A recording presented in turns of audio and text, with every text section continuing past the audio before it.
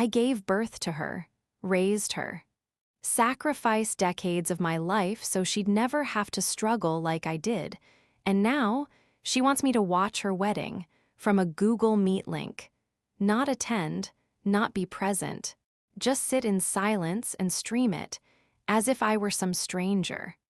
Oh, and the $80,000 I gave for that wedding? She still expected that. My name is Margaret Collins. I'm 59 years old, a widow, a mother. And until last week, a woman who believed love, especially a mother's love, was unconditional. I've lived quietly in a peaceful Oregon neighborhood. For the last 18 years, I've managed a law office, raised 2 kids, Emily and Luke, poured every ounce of myself into them, so they would never have to choose between groceries and tuition the way I once did. And then came that email. Tuesday morning. My inbox lit up. No subject line, just the sender, Emily. I smiled, probably a sweet note about the wedding. Maybe more venue updates or flower photos. After all, I just wired her $30,000 for deposits, venue, photographer, florist. Everything she ever dreamed of. I opened the email, and just like that, the smile disappeared. It started cold. Mom. Not dear mom, not hi mama, just Mom. She said the guest list had been finalized. Andrew's family had taken the lead. And they wanted it intimate. Translation, I wasn't invited. But don't worry, she wrote. We've set up a Google Meet. You can watch the ceremony live. LOL. LOL. She ended it with LOL. As if excluding your mother from your wedding was somehow cute. I stared at the screen. My coffee went cold. My hands didn't shake. I didn't cry. But something inside me shifted, like the ground beneath me cracked wide open. And yet I still stood. I replied with 4 words. Sure, enjoy your day. No emotion, no fight, no guilt trip, just quiet, intentional, clarity. I didn't stop working that day. Didn't scream into a pillow. Didn't call my sister. I just kept going, like any Tuesday. But inside, I knew something had broken, or maybe something had finally been set free. On my way to the office, I kept thinking, how did we get here? For 18 years, I've worked at Caldwell Walker Law. It's not glamorous, but it was steady. And that's what I needed after my husband died, suddenly, when the kids were still teenagers. I remember standing at our broken washing machine. Bills spread across the counter, trying to figure out how to pay for both groceries and Emily's college deposit. So I sacrificed weekends, vacations, birthdays. I worked overtime, took no holidays. I told myself there'd be time for me later. There never was. Every dime I saved went to them. Emily changed majors twice. I covered the extra credits. She moved across the country. I paid her deposit. Heartbroken at 27, I flew out to make tea and hold her hand. Luke wanted a house with his fiancée. I co-signed the mortgage. Wrote a $10,000 check like it was nothing. Because that's what mothers do, right? We give, and we don't keep score. But that email, it felt like I'd become a transaction, useful, and now expired. Back at work, my boss Robert noticed. You look like you've seen a ghost, he said, setting a latte on my desk. I wanted to tell him that my daughter had just uninvited me from her wedding. But instead, I just smiled and said, I didn't sleep well. He didn't push that quiet kindness. The coffee almost broke me, not because it was grand, but because it reminded me I still mattered, even in silence. Around noon, my phone buzzed. Emily. Her name lit up my screen like a spotlight. Voicemail. Mom, please pick up. We need to talk. This isn't funny. I didn't listen. Not yet. I just sat there, sipping cold coffee, thinking. Maybe it's time I stop being the one who always answers. Maybe it's time I stop playing a part in someone else's story when I'm not even allowed on the stage. That afternoon, I made a decision, a quiet one, no rage. No drama, just action. After work, I didn't go home. I drove straight to First Federal Bank, just a few blocks from my office. Carlos greeted me at the front desk. He's helped me for years, college funds, retirement plans, mortgages, always kind, always warm. Mrs. Collins, he smiled. What can I do for you today?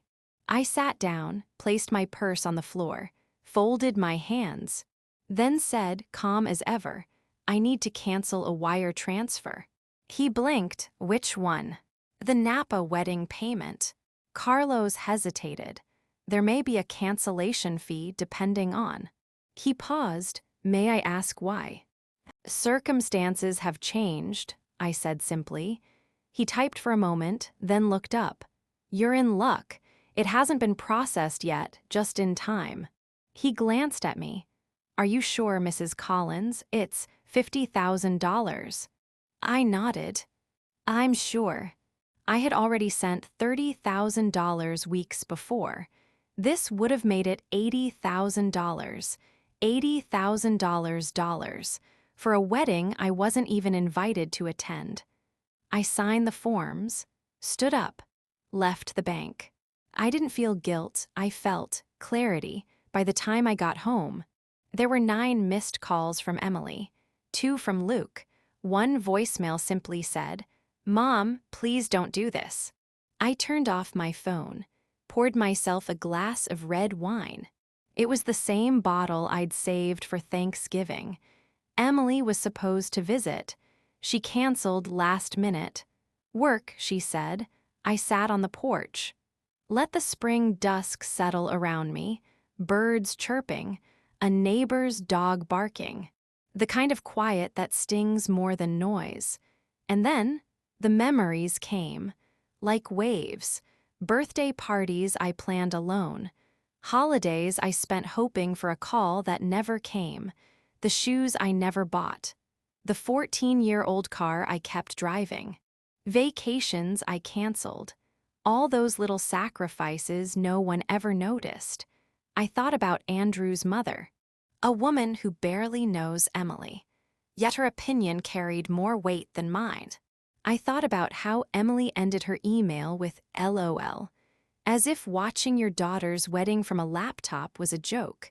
And finally, I thought about me, not as a mother, not as a widow, but as a woman.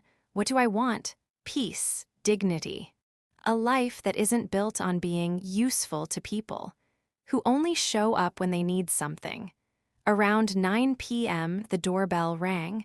I almost ignored it, but curiosity won. I opened the door. It was Luke, still in his work clothes. Tie loose, sleeves rolled, phone in hand like a shield. Mom, he said, can I come in? I nodded, stepped aside. He looked around, nervous. You're not answering your phone. Emily's freaking out. I stayed silent. She said you're not coming to the wedding now, that you're being difficult. I laughed, difficult, for not attending a wedding I was never invited to. He shifted uncomfortably. Andrew's parents are paying for most of it. You know how traditional they are. I raised an eyebrow. Traditional? I gave $30,000. I was about to give $50,000 more. That's not tradition, that's a transaction. He froze. Wait, you were going to send another $50,000. I sipped my wine. Not anymore. His face went pale. Mom, they're counting on that money, the venue, the food. Not my problem anymore. I said it quietly, evenly. You can't just. Yes, I can. He stepped closer, desperate now. She's your daughter. And I'm her mother, I whispered. The one who was told to stay home and stream it from a link. He ran a hand through his hair, frustrated. You always make everything about you. And there it was, that sentence. the one that shattered something final inside me. I stood up. Get out. Mom. No. My voice was calm, but unshakable. I've given everything I have. And I'm done being the villain in a story I wrote in love. He hesitated, then turned and left. The door clicked behind him, and it was louder than any slam I've ever heard. The next morning, I woke up to 43 missed calls, all from Emily, and the messages, they started passive-aggressive, then turned downright desperate. Mom, we need to talk. Why are you doing this? This is childish. You're ruining everything. And then came the panic. The venue just called. The payment didn't go through. We're going to lose the reservation. Andrew's parents are furious. They said this proves they were right about you. At 3:24 a.m., she wrote, I don't understand why you're doing this to me. I smiled into my coffee. Of course she didn't understand, because for her, my sacrifices were the air she breathed, so constant, she never noticed. She never asked where the security came from, where the comfort was carved out of. She just assumed I'd always be there, always giving, always saying yes. But this time, I didn't, around mid-morning. While reviewing case files at my desk, another email popped up. Subject line, please don't ruin my wedding. I opened it without expectation. Mom, she wrote, I know you're upset about the live stream situation, but this is extreme. We've lost the venue deposit. If we don't pay the remaining balance by end of day Paris time, the caterer walks. Andrew's parents are beyond upset. They're saying this proves you can't be reasoned with. And then the final twist, please don't do this. We can talk about letting you attend the ceremony, but we need the funds first. There it was, not an apology, not remorse, not I'm sorry I hurt you, but a negotiation. As if my presence at my daughter's wedding could be bought, bartered, traded for one last wire transfer. I didn't respond. I closed the email and returned to my work. Around lunch, Robert stopped by my desk again. Lunch, he asked. That new Italian place just opened. I almost said no. I always did. But something inside me had shifted. Maybe it was the silence. Maybe it was finally choosing myself. I nodded. We sat by the window. Sunlight on the table. A soft breeze drifting in. He talked about his grandkids. How exhausting but beautiful they were. His eyes were kind. Then he looked at me. Forgive me, Margaret, but you seem lighter today. I surprised even myself. I told him everything. The email, the wedding, the $80,000, and the choice I made when I finished. He didn't judge me. Didn't rush to fix it. He just said, sometimes the hardest part of love is setting boundaries, especially with the people we've given the most to. He reached across the table, squeezed my hand. I think you did the right thing. For the first time in a long, long while, I believed that too, that evening. As I pulled into my driveway, the sky was already turning gray. The porch light blinked on automatically. Everything looked peaceful. But someone was sitting on the front steps. As I got closer, I recognized her. Sophia, Emily's childhood best friend. She stood up quickly, brushed invisible lint off her jacket. Mrs. Collins, she said softly, I'm sorry to drop by like this. It's all right, I replied, opening the door. Would you like some tea? In the kitchen. She glanced around like the walls still held old laughter. I filled the kettle, waited. Finally, I asked, did Emily send you? She paused. She's a mess. They lost the venue. The florist backed out. Andrew's parents are threatening to cancel the whole thing. I said nothing, just poured 2 mugs. She's panicking, Sophia continued. She knows she messed up. She just doesn't know how to fix it. I looked at her. So, you're here to fix it for her. Sophia shook her head. No, I'm here to ask, is there anything she could say or do to change your mind? I paused. Could an apology erase the feeling of being excluded, the feeling of being used like an ATM, being told I wasn't welcome? Unless my money was, I looked at Sophia, still young, still hopeful. No. I said gently, no, there is. Her shoulders slumped, even if she says she's sorry. I handed her the tea. Words are easy, Sophia, especially when people are desperate, but those who love you, they don't wait until you cut them off to show up. Sophia didn't stay long. She didn't argue, she didn't beg, she just nodded. I understand, she said, even if she didn't fully. She thanked me, hugged me gently, and stepped back into the night. I closed the door, and for the first time in months, maybe years, I felt at peace. The wedding, it never happened, not the way they planned anyway. They scrambled to find a new venue. But it was too late. Everything decent was either booked or too expensive without the money I'd once promised. According to Luke, they ended up holding a small backyard ceremony weeks later. Just a few close friends, Andrew's parents, that was it. I wasn't invited. And this time, I didn't need to be. A few weeks later, Emily sent another email. A long one, half apology, half justification. I read it once, then archived it. I wasn't angry anymore, I was just done. There's a strange kind of peace that comes with letting go. Not in rage, but in clarity. For the first time in decades, I woke up and didn't ask myself, who needs something from me today? I didn't brace for guilt. Dressed up as love. I made a new rule for myself. If my presence is negotiable, then my effort is too. I went to work, read novels, took a pottery class, had dinner with friends who saw me, not what I could give them. And I learned something I wish I had known sooner. You don't have to set yourself on fire, just to keep other people warm.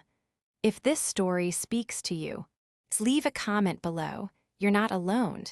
And remember, sometimes the strongest kind of love is the one you finally give to yourself 3 weeks later, just as spring finally softened the cold edges of Oregon. A letter arrived, not an email, not a voicemail. A real handwritten envelope. Return address, no name, just a P.O. box in Northern California. I opened it carefully. Inside was a folded piece of ivory stationery, the kind people don't use anymore. And at the top, in delicate cursive, it said, "From the heart of someone who sees you now." It wasn't from Emily, not Luke, not Sophia, it was from Andrew's mother. She began simply, "Margaret, I don't expect you to forgive me. In truth, we've never really met. Not beyond a few passing introductions, but I've heard enough about you to realize I owe you something more than silence." She explained everything. How, when Andrew's parents offered to fund most of the wedding, they insisted on having a say. They didn't ban me directly, but they heavily implied I would make things complicated. They wanted it intimate, clean, curated. And Emily, she didn't fight for you. She wrote, she agreed easily, I might add. She said you'd understand, that you always do. And that's when something shifted in her. The day the venue called panicked, saying the funds didn't arrive. I asked Emily why. That's when she broke down, completely. She told me how Emily sobbed, inconsolably, muttering between gasps. My mom was everything to me, and I treated her like nothing. How she refused to eat, refused to reschedule the wedding. For days, Emily wouldn't speak to Andrew, wouldn't face herself. I didn't recognize the young woman I raised. Andrew's mother confessed. But then I realized maybe she wasn't raised by me, she was raised by you.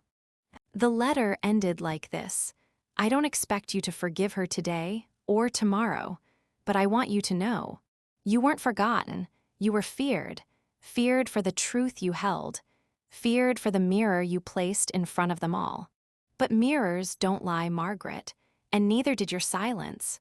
There was a P.S. small, almost easy to miss. She's on her way. If she hasn't shown up yet, she will. That evening, I baked lemon scones, my mother's recipe. I didn't know why, I just felt something shifting. And just as the sun dipped behind the pine trees, my doorbell rang, this time. I didn't hesitate, I opened the door. And there she was, Emily, no makeup, hair in a loose bun, eyes swollen. Hands trembling, she didn't say a word, just fell to her knees. I knelt beside her, held her shoulders. "Mom," she whispered, "I'm so sorry, I don't know why I did it. I thought I was building a life, but I was burying the only part of it that was real." Tears streamed down both our faces. I didn't lecture, didn't scold. Didn't say I told you so, I just said, "Let's go inside, there's tea. And the lemon scones are warm." Forgiveness doesn't always come with trumpets and closure. Sometimes it's just two women sitting in a quiet kitchen, letting the years fall between them, like soft crumbs on a countertop. If this story moved you, let us know in the comments, because sometimes the most powerful kind of love is the one that survives being tested and chooses to rise again.